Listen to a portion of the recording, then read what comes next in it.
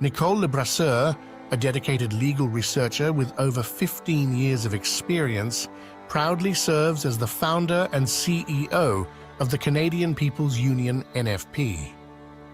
Alongside her on the board of directors are Denis Lamoth, CFO, and Barb Garlow, a respected director and member of the Six Nations. Together, they stand united in their mission at the CPU, an organization unlike any other, representing informed Canadian citizens and Indigenous peoples from coast to coast. The CPU's goal is simple yet profound: to challenge the status quo and advocate for our collective civil and political rights reclamation, a legacy eroded by political oversight and global pressures. Today, we at the CPU seek to ignite a spark of change, progress, and a reimagined democracy. Our mission is to illuminate the role of citizens within our political system, expose the international principles Canada has neglected, and introduce a viable solution for reform. The core of our critique lies in the partocracy system, a 19th century political framework where power resides with parties over citizens. This system has failed to evolve with societal needs, overshadowing citizens' voices with party interests. Additionally, despite the passage into the 21st century, Canada's status as an undecolonized constitutional monarchy starkly contrasts with the principles of a true democracy, where citizens should be collective sovereigns and actively participate in decision-making processes.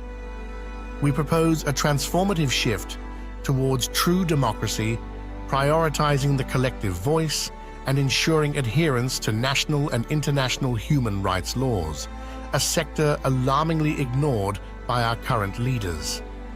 Canada must fulfill its commitments to the conventions, treaties, statutes, and the International Bill of Rights, including the Syracuse and Johannesburg Principles. These frameworks, demanding that restrictions on freedoms be lawful, necessary, proportionate, and non-discriminatory, are foundational yet overlooked in our domestic policies, leading to confusion, unnecessary spending, and detrimental health outcomes, to name a few. The disparity between our international promises and domestic practices calls for immediate action. As Canadians, we must bridge this gap for legal compliance and to uphold democracy, human rights, and the rule of law. The CPU stands ready to lead this charge, advocating for Canada to become a global beacon of justice and human dignity. At this crossroads, we demand the opportunity to redefine governance to truly serve the people. The Powershift to Freedom project represents a crucial step towards embedding our collective rights firmly within our Constitution, shifting political power back to citizens and Indigenous peoples. This shift is not just a dream, it's a necessity, and we need your passion, voice, and commitment to democracy to make it happen. Your engagement is vital. Join us by endorsing the Convention of Consent, a living document that becomes legally binding with the support of 51% of citizens in 7 provinces. This convention is a step towards a brighter, more democratic future where past injustices are lessons learned, not repeated. Citizens 15 years old and over can sign at the cpu.ca.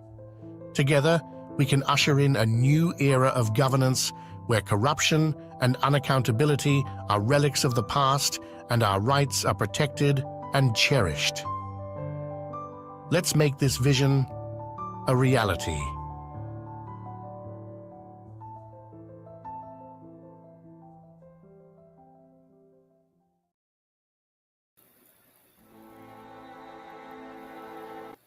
Well, hello and welcome back, everybody. And today is a message for our parliamentarians. And I'm hoping that everybody's going to share this video because it's going to be very, very important.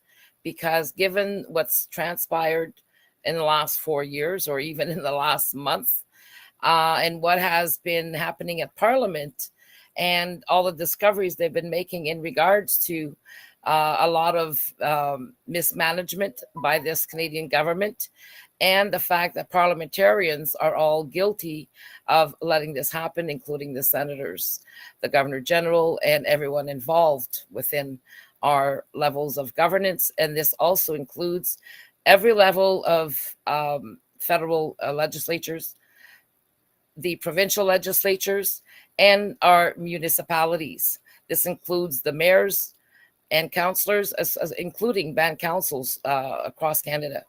So everybody here is touched, and it also includes those who are inside of our governance under public-private partnerships. So please listen carefully and make sure that you understand everything. If you don't understand everything that's been going on, please go to the cpu.ca, and all of the documents will be placed there, as well as to our members. It's in our community. So you'll be able to access those documents. Today will not be in French, it's going to be in English only. Alors, aujourd'hui, ça va être seulement en anglais, et on reviendra plus tard, pas aujourd'hui, là, mais la semaine prochaine avec la version française, avec une traduction, parce que ça, c'est un document qu'il faut qu'il y aille aux parlementaires, puis je ne peux pas risquer de traduire vite fait. Alors, pour faire certain là, que tout est bien fait. So anyways, I'll get on with this. So I'll share the screen with you. And okay, so this is it.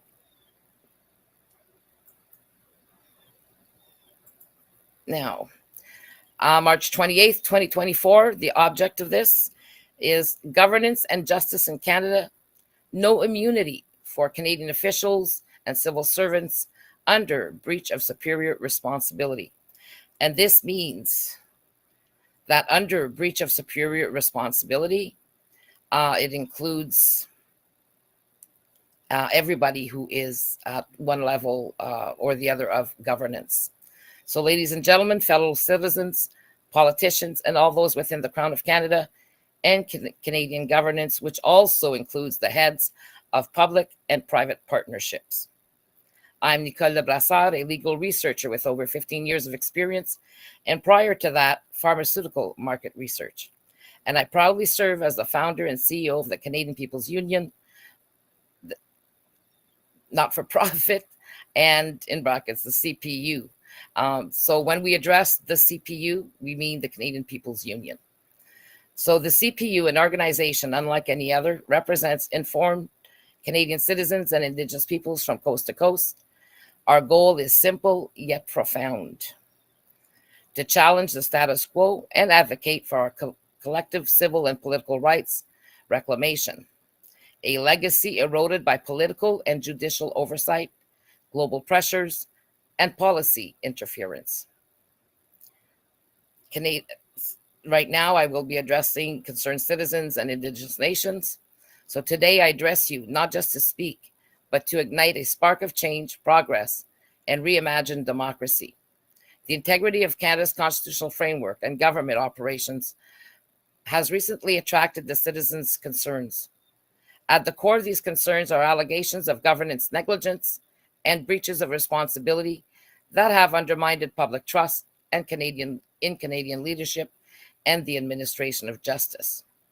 The core of our critique begins with the partocracy system, a 19th century political framework where power resides within parties over citizens. This system has failed to evolve with societal needs, overshadowing citizens' voices with party interests.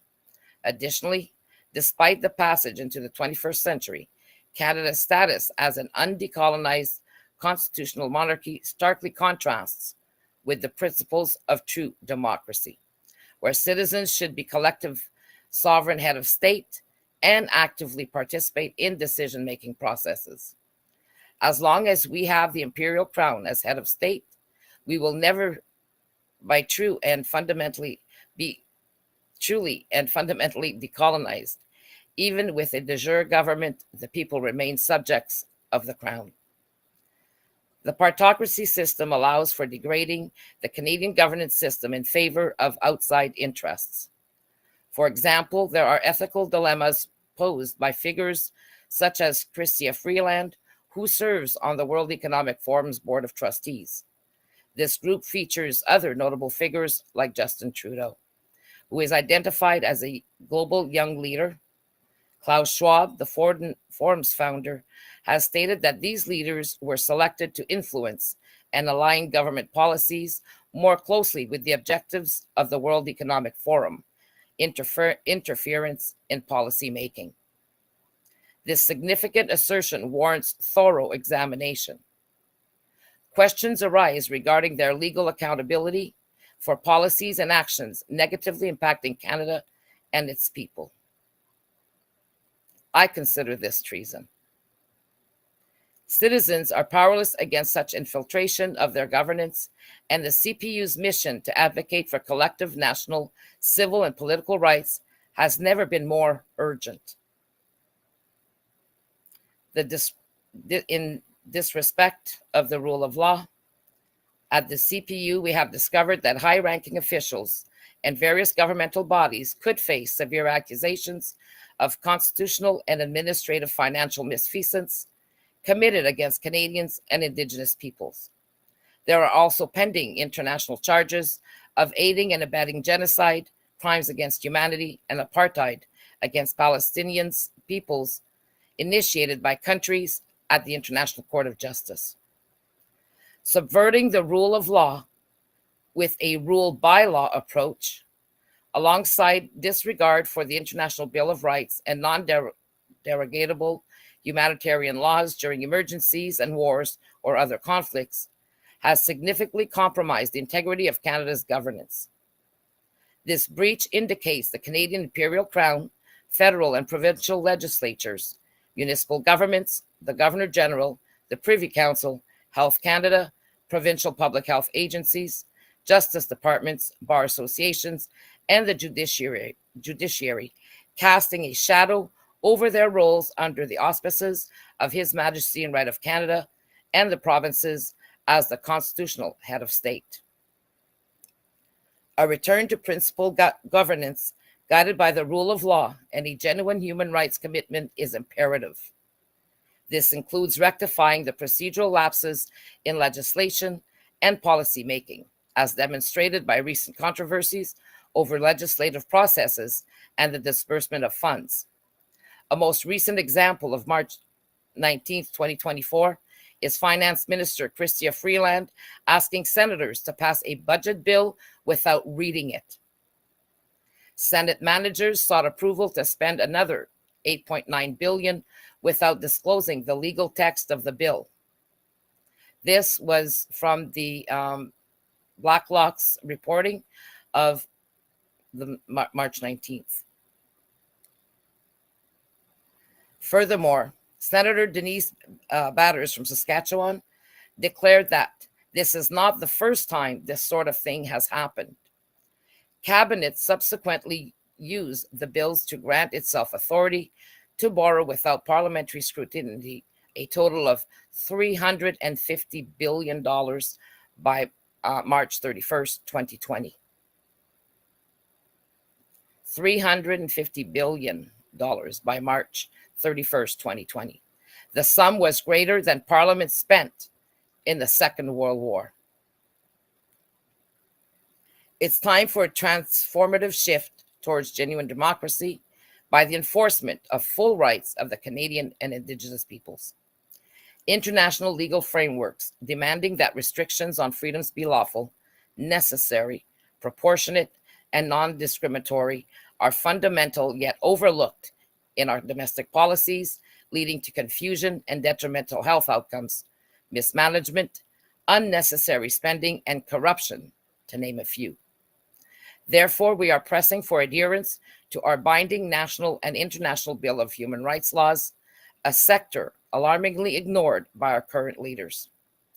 An example of such disregard for our non-derogable rights are the emergency measures undertaken by the federal government, the provinces, municipalities, the judiciary, and public health during the pandemic. Every level of Canadian governance, from band councils to municipal mayors and councillors, bears a fiduciary duty to uphold the International Bill of Human Rights for Canadians and Indigenous peoples. 3 fundamental treaties of the International Bill of Rights and Guidelines are automatically embedded into our Charter of Rights and Freedoms. This integration stands firm regardless of specific national, provincial, or municipal laws. Ensuring these rights are inherently protected, that non-derogable rights are upheld even in emergencies, war, or peace times. Along with these treaties, the Syracuse and Johannesburg Principles are specific guidelines created to be honored, ensuring that governments do not take overreaching powers over the people, as we have witnessed these last 4 years and beyond. The International Bill of Human Rights is a self-executing, just Cogans and Orga Orms customary international law, which includes the Universal Declaration of Human Rights, the International Covenant on Economic, Social, and Cultural Rights, the International Covenant on Civil and Political Rights, including its 2 optional protocols. Importantly, Article 19 of the Universal Declaration of Human Rights renders bills like Bill C-11 and Bill C-63 unconstitutional. What does that say to our Minister of Justice's competence? Everyone has the right to freedom of opinion and expression. This right includes freedom to uphold opinions without interference and to seek, receive, and impart information and ideas throughout any media and regardless of frontiers. And the UN has stated this includes online. Our rights are protected online. Now, the legal guides are the Syracuse Principles on the limitation and derogation provisions in the International Covenant on Civil and Political Rights. It was created because it has long been observed by the American Association for the International Commission of Jurists, AAICJ, that one of the main instruments employed by governments to repress and deny the fundamental rights and freedoms of peoples has been the illegal and unwarranted declaration of martial law or a state of emergency, such as declared in Quebec. Very often, these measures are taken under the pretext of the existence of a public emergency which threatens the life of the nation or threats to its national security. The abuse of applicable provisions allowing governments to limit and derogate from certain rights contained in the International Covenant on Civil and Political Rights has resulted in the need for a closer examination of the conditions and grounds for permissible limitations and derogations in order to achieve an effective implementation of the rule of law. The United Nations General Assembly has frequently emphasized the importance of a uniform interpretation of limitations on rights enunciated in the covenant. And then number 2, we have the Johannesburg Principles. Canada's participation in international conflicts. Now, Canadian government's responsibilities extend beyond our national borders, encompassing a global duty towards international communities, notably the Palestinian and Israeli peoples.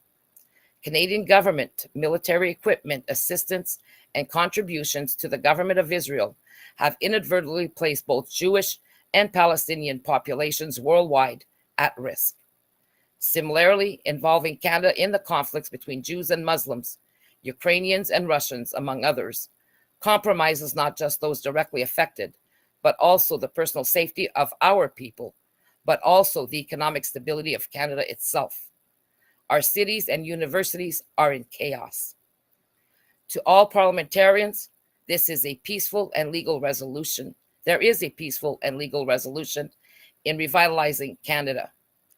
Given the present state of Canada, its failed management and disrespect for the people's rights, we demand that our full rights be lawfully recognized and given the opportunity to redefine governance that truly serve the people.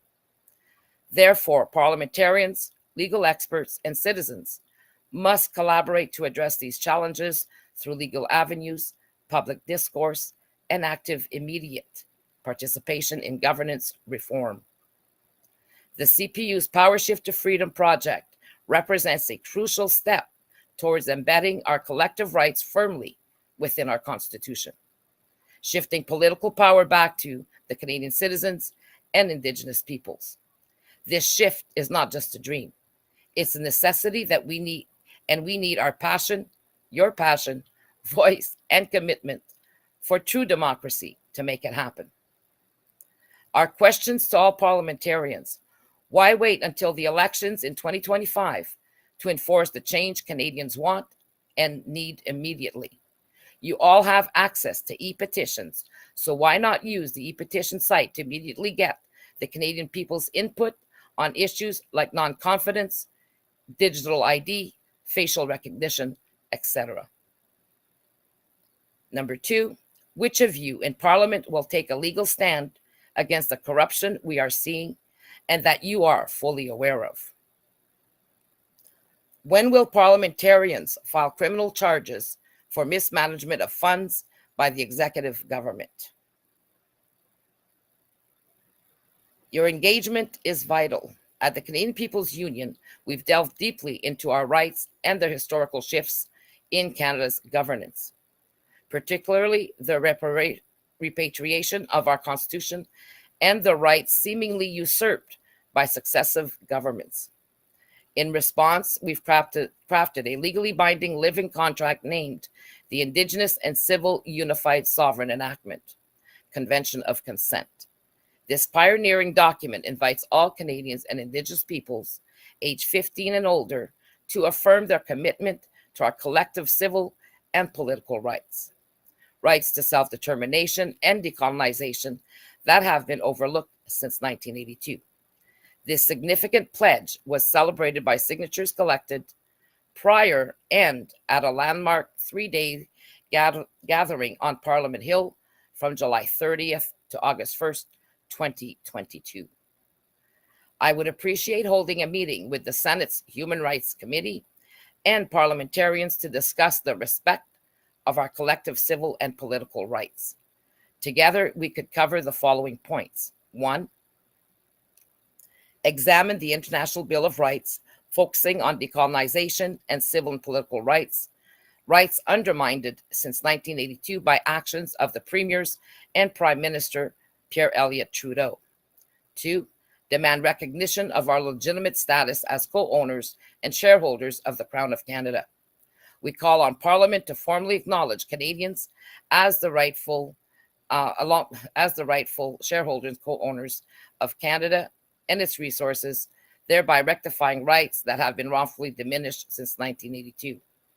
This acknowledgement is essential for reinstating authentic, consensual governance, and this includes the Indigenous nations. 3, we demand constitutional reform in the system of governance, shifting decision-making power from Parliament and the executive to the collective people, aligning with international laws that empower citizens to select their governance model. This should be left to the people and not politicians. We should be deciding what type of system we want, whether it representative democracy, proportional representation, or a true democracy by the people. It is up to us to decide, not parliamentarians. And 4, finally, cut all ties to the imperial crown and neo-colonialism by finally removing His Majesty King Charles as head of state, by lawfully placing Canadians and Indigenous peoples in partnership to collectively serve as the head of state, yielding final decision-making authority with veto rights on governance decisions that directly impact us. Our freedom from colonialism and neo-colonialism is our prerogative power. The peoples of every independent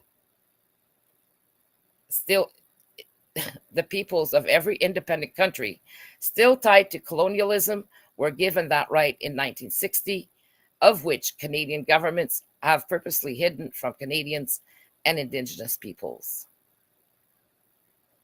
So even in independent countries, the international law states that we were allowed to self-govern and to choose our type of system.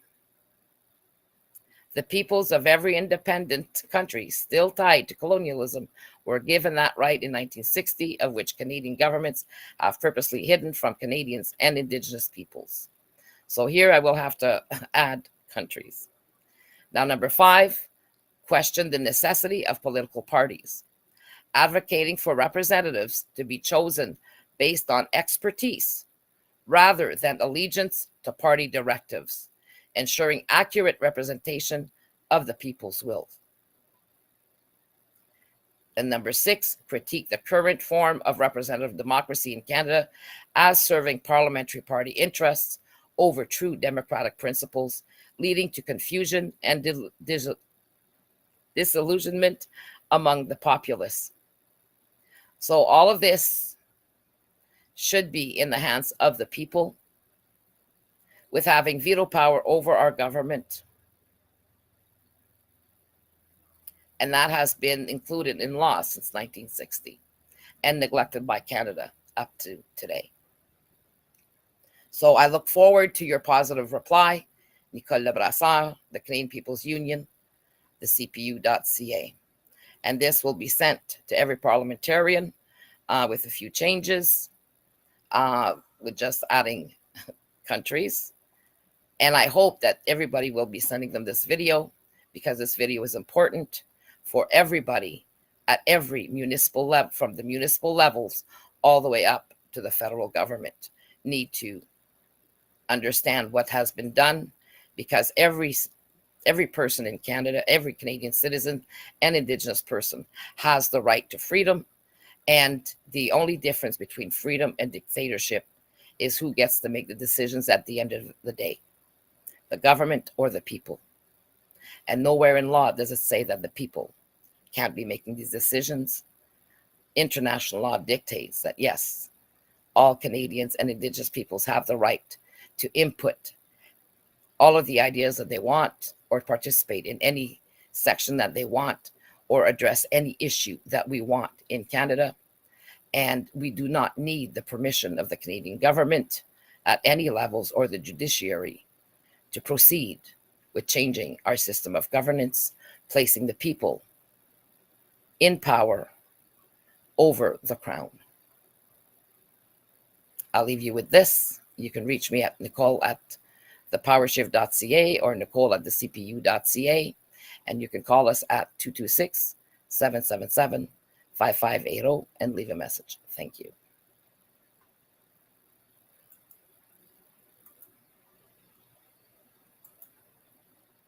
So thank you for watching. Thank you for listening. And please share this video. It's imperative that everybody understands the laws within Canada, the laws that we have been denied, and the subversion of laws that has happened in this country over time. So we are entering a holiday weekend. Please enjoy yourselves, embrace your families, and look forward to a future where we, the people, have our rights recognized and honored by our politicians. Thank you. Bye-bye.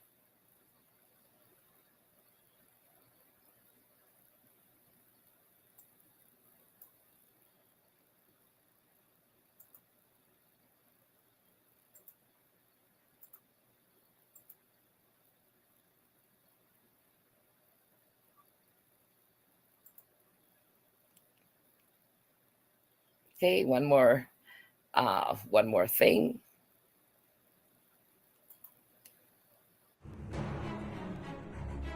Dive into 2024 with the CPU's dynamic campaign, set to energize Quebec and Ontario by reaching 75,000 homes with our empowering message. Every contribution you make is pivotal, driving this ambitious initiative forward and ensuring our information lands directly in communities via Canada Post. We extend special thanks to our dedicated CPU members, whose grassroots efforts amplify our reach. This campaign is your gateway to being part of a significant movement for change. Whether you choose to donate or volunteer, your participation is key to our success. Join us in making 2024 a victorious year for collective freedom and community action with the CPU.